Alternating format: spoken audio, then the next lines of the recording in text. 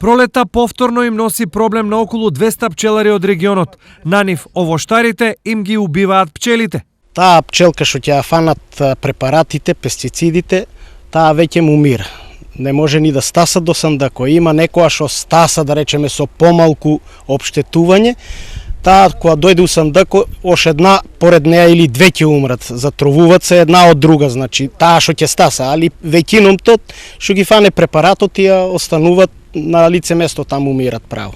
Дополнително, помалите количества на пестициди и други штетни состојки од воздухот влијаат врз квалитетот на медот.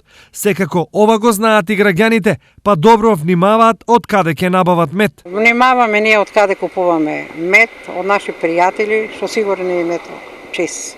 Мед, ако не земеш од свој човек, знај од е тоа шекер, не е мед. Он со шекер го направи, стаја 2 лажици мед и како да е мед. Но проверено е релативна работа, зашто пчелите на работа одат и во радиус од под 6 километри. При третирањето на растенијата, претежно на овошките, треба се води строго внимание.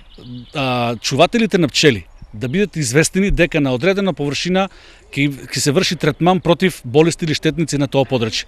Со цел истите да ги затворат и во одреден временски период од денот, најчесто во раните утрински часови или во касните вечерни часови, истите да бидат затворени.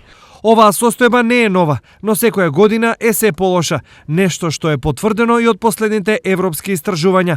Тие покажале дека во некои балкански земји во медот има дури 17 токсични елементи.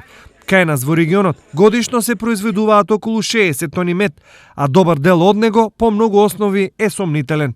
Секако ова не значи дека мед не треба да се јаде, но колку толку нека биде проверен. Например, како овој, на здравје.